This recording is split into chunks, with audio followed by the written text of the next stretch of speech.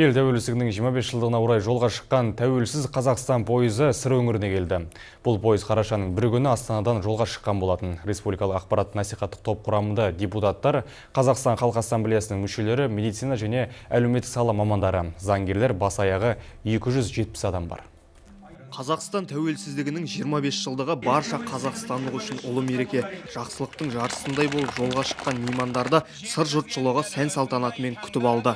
Қуанған көрдік барлық жанды бүгіннен.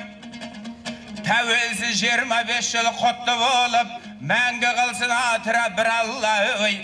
Елбасының мәңгілік ел идеясын насихаттаушыларға жүктелген негізгі міндет егемен еліміздің жеткен жетістіктерін саралаумен қатар өңірлердегі қордаланған мәселелерді көзбен көріп шешім шығару. Осы кезге дейін 26 елді мекенде аялдаған делегация 67 мың адаммен жүздесіп, 7 мыңнан астамының мәселесін шешуге ықпал еткен. Әлеуметтік мәселелер негізінен халықты қолдап, 25 жылдықтың ішіндегі жеткен жетістігімізге тоқталып, сол әлеуметтік мәселелерді шешуге атсалысып келеміз. 10 мыңнан аса адамға медициналық көмек көрсеттік.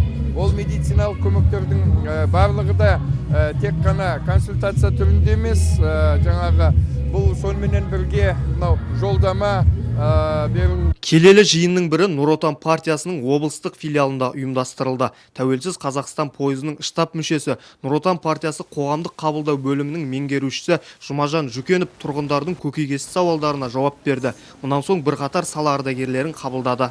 Осы пойыздың аясында көптеген кісілердің мәселесі шешуге ықпал жасап отырмыз. Бізбен бірге прокуратураның өкілдері, ОВД-ның өкілдері және де жергілікті жердің басқармалары бірге халықты қабылдап отыр. Елбасы, партиямыздың төрағасы әрқашанда партияның алдында халықтың мұқтажын білу жолында жұмыс атқаруды тапсырып отыр. Соның бір көрінісі осы пойыздың аясында да қабылдау өткізу. Осы күні арнайы делегация 500-ге жуық қызылордалыққа әлеуметтік, құқықтық, медициналық және кәсіпкерлік салалары бойынша көмек көрсетіп қолдау білдірді. Елбасы тапсырмасымен жолға шыққан бұл пойыз Қазақстанның 35 елді мекенінде аялдап, 14 желтоқсанда Алматы қаласында жұмысын аяқтайды деп күтілуде. Елжас Әбілда, Досқан Сәтбай, Қазақстан Қызылорда телеарнасы.